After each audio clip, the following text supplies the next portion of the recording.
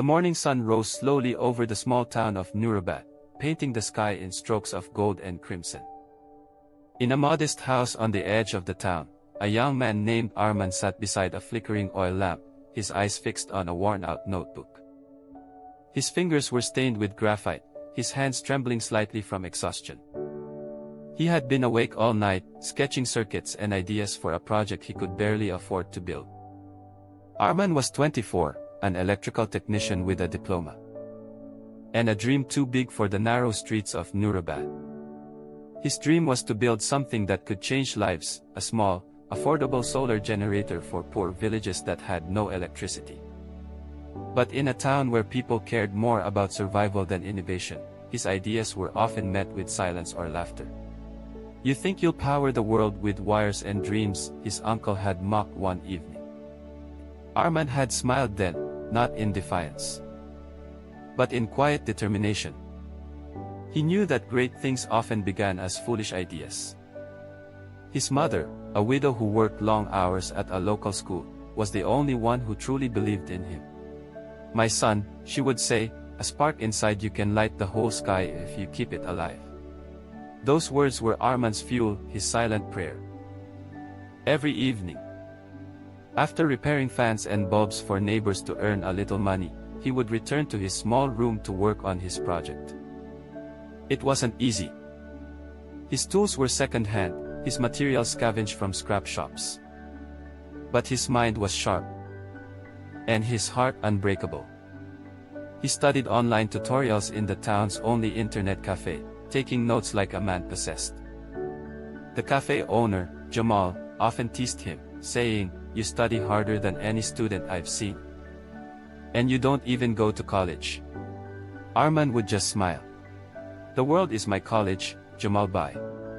One day, Arman heard about a national innovation competition being held in Lahore. The first prize was 200,000 rupees and a chance to work with an energy startup. His heart leapt. This was the opportunity he had been waiting for. But there was a problem. The entry fee was 1,000 rupees. And travel would cost another 2,000. He barely made that much in a month. For a moment, despair washed over him. He sat on his bed, his dreams flickering like the weak bulb above him. Then his mother came in, holding a small box. Inside it were a few crumpled notes and some coins. "This is all I have saved," she said softly. "Use it. Go chase your dream." Tears welled up in Arman's eyes. "Ami, I can't take this." "You need it for," she shook her head. "Your dream is my need." He hugged her tightly. A week later, Arman was on a rickety bus heading toward Lahore. The journey was long, but his heart was light. He carried a cardboard box that held his solar prototype, small, fragile, but full of hope. He didn't sleep that night on the bus. He kept rehearsing his pitch in his mind, whispering to himself every few minutes. When he arrived in Lahore, the city overwhelmed him, tall buildings, flashing lights, people rushing everywhere. For a small-town boy, it was another world. At the competition venue, he saw dozens of participants, engineers, university students, and professionals.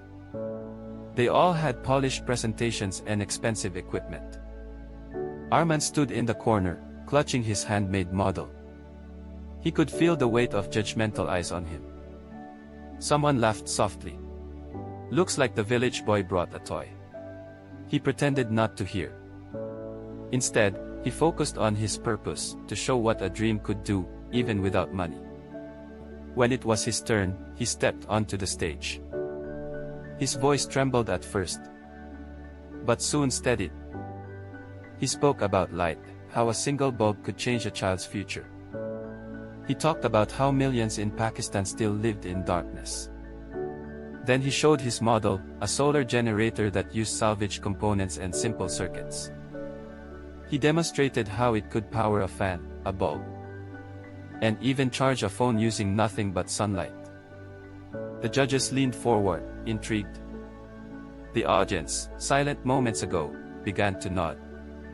When he finished, There was a pause, and then applause. Arman felt something shift inside him. That day, he didn't just present an invention, he proved that purpose could outshine privilege. When the results were announced, Arman came second. He didn't win the prize money. But he won something greater, recognition. A man from a solar startup approached him after the event. "You've got potential," he said. "Come to Karachi. We could use a mind like yours." Arman couldn't believe his ears. He returned home with hope glowing brighter than ever. His mother's eyes filled with pride when he told her. "I knew you'd make it," she whispered. In Karachi, Arman joined the startup as an intern. He worked day and night, absorbing everything he could about renewable energy. His colleagues respected his passion, though some thought he worked too hard. "You'll burn yourself out," one said. Arman smiled. Better to burn out doing something meaningful than to rust away doing nothing. Months passed. He designed new models, improved old ones, and learned to code microcontrollers. But deep inside, he still dreamed of helping Nurabad and villages like it. He wanted to bring light home. One night, as he walked back from the lab, he saw a group of children studying under a streetlight. That sight struck him like lightning. If they had a small solar lamp, he thought, they wouldn't need to sit here. The next day, he began designing a low-cost solar lamp. He spent weeks perfecting it, making sure it was cheap, durable, and efficient. When it was ready, he sent one to his mother. She called him, her voice trembling with joy. "Our house is full of light, Beta. You've done it." Arman smiled through tears. Word spread quickly in Nurabad. Soon, neighbors asked where they could buy the lamp. Arman saw an opportunity not for profit, but for change. He convinced his startup to launch a community project, Light for All. The idea was simple: distribute affordable solar lamps to rural families. The CEO was hesitant at first, but Arman's conviction was contagious. Within months, the project took off. They partnered with NGOs, reached remote villages, and lit thousands of homes. Newspapers pick up the story. From village dreamer to national innovator, one headline read. But Arman wasn't done. He wanted to make electricity entirely self-sustaining for small communities.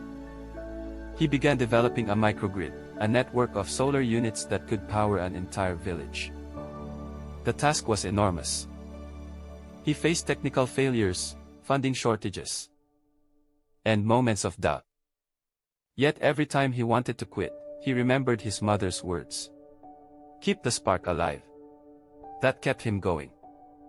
1 year later, he returned to Nurabad with a team of engineers. They installed the first microgrid there. For the first time in its history, the village glowed at night. Children studied indoors, shops stayed open after sunset, and families gathered under bright bulbs instead of candles. Arman stood in the middle of the street, looking up at the glowing lights. He felt an indescribable peace. The villagers surrounded him, clapping and cheering. "Our own Arman has brought the stars down to earth," someone shouted. His mother watched from her doorstep, her eyes full of tears. "I told you," she whispered. "A spark can light the sky." The government soon took notice of his project. Arman was invited to Islamabad to present his model at an energy summit. He stood on stage again, this time as a professional, not a dreamer. "When I began," he told the audience, "I had nothing but belief. Today, I have proof that belief is enough to begin." The hall erupted in applause. Journalists interviewed him, investors approached him, and awards followed. But he stayed humble. Every success, he said, belonged to his mother and the people who once sat in darkness. Years passed, and Light for All became a nationwide movement. Schools adopted solar systems. Hospitals in remote areas got electricity. Women started small businesses with the power that now reached their homes. Arman became a symbol of perseverance and innovation. Yet, despite fame, he remained the same boy who once fixed fans in Nuremberg. He often returned to his hometown to teach local students about renewable energy. "If I can do it," he told them, "so can you. Never let where you come from decide where you can go." One day, his old friend Jamal visited him in Karachi. "You did it, Arman," Jamal said, smiling proudly. Arman laughed. "No, we did it, every person who ever believed in me." They sat in silence for a moment, watching the sunset from the rooftop. "Funny," Jamal said. "You used to study under a flickering bulb. Now you're lighting up the whole country." Arman smiled softly. "That's what dreams do. They start small. But they never stay small." When his mother grew older, he built her a new home, solar-powered, of course. She would sit in the courtyard every evening, surrounded by warm light, praying for her son. Arman, meanwhile, began working on an even larger dream, solar-powered schools for refugee children. Education and light, he often said, are two sides of the same hope. His foundation expanded across borders. He received international awards, invitations to speak at conferences, and recognition from world leaders. But his favorite moments were still when he walked through villages and saw light spilling from every hut. One evening, he visited the school in Nuremberg where his mother had once worked. The children gathered around him, wide-eyed. "Sir, how did you become so successful?" one boy asked. Arman smiled. "By failing more times than I can count, and never giving up." Another child asked, "Did you ever get scared?" He nodded. "Every day. But courage isn't the absence of fear. It's moving forward despite it." The children listened, inspired. He told them about the long nights, the bus rides, the mockery, and the moments of doubt. "Remember," he said, "no one can stop you if your reason is strong enough." Later that night, and he walked through Nuremberg, he saw lights shining in every home. He thought of his younger self, the boy who once sat under an oil lamp, dreaming of a brighter world. "You did it," he whispered to that memory. The wind rustled through the trees, as if answering him. A few years later, Arman's mother passed away peacefully. Her last words to him were, "Keep lighting hearts, my son." Her loss broke him, but her words rebuilt him. He poured his grief into work, expanding the foundation to rural Africa and South Asia. Everywhere he went, he carried her memory, a quiet reminder of the first light she had given him. On his 40th birthday, Arman stood on a stage in Geneva, receiving the Global Humanitarian Award. Cameras flashed, applause thundered. But his eyes were moist. In his acceptance speech, he said, "This award belongs to my mother, and to every person who still believes in impossible dreams." The crowd rose to its feet. That night, as he looked at the glowing city below, he whispered to himself, "It all started with a spark." Years later, a young journalist visited Nuremberg to write about Arman's life. She interviewed locals who told stories of his kindness and humility. She visited his old house, now turned into a small museum called the Spark House. Inside was his first notebook, his mother's photo, and the original solar lamp prototype. On the wall hung a plaque that read, "Dreams don't need permission. They need persistence." The journalist met a young boy outside the museum, fixing an old fan. "What are you doing?" she asked. "Learning," the boy said, smiling. "I want to be like Arman." The journalist smiled back, her heart full. The legacy lived on. Back in Karachi, Arman, now older and wiser, worked on his final project, solar-powered desalination plants for coastal villages. He still rose early, still sketched designs in his notebook, still chased improvement like a hungry learner. Innovation, he often said, isn't about technology. It's about compassion. One evening, he visited the rooftop where he and Jamal once watched the sunset. The city below glowed like a sea of stars. He thought of the thousands of children studying under solar lights. He thought of his mother's smile.